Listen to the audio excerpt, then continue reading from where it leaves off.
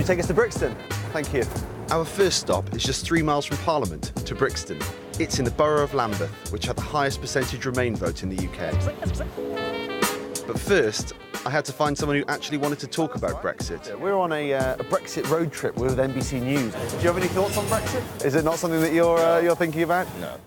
I thought they would have come up with some sort of solution, you know, for the best of Britain. And are you worried at all about the next few months? About I'm worried. What the deal might mean? I'm worried.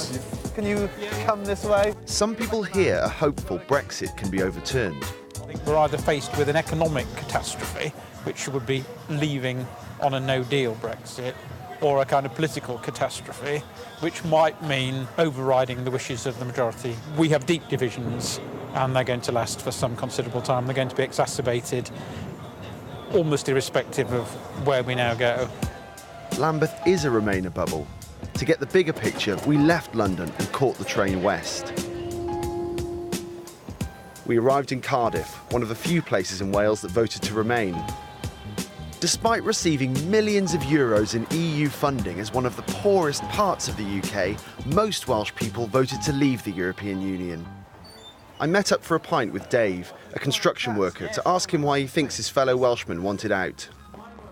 When you're calling a vote like that to the general public, I think you're asking someone, do they want to change or don't they want to change? And I think the answer, what you got, is the vast majority of the country wanted to change. And politicians, I don't think they've done themselves any favours.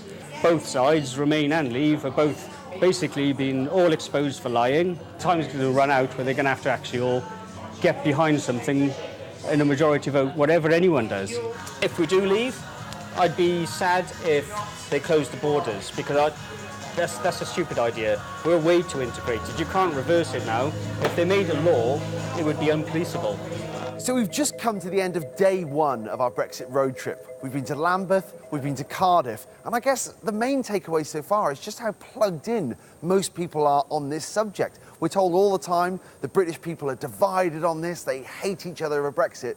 I really didn't see that today. I guess we'll actually see whether that's the case tomorrow when we travel to the Brexit heartlands.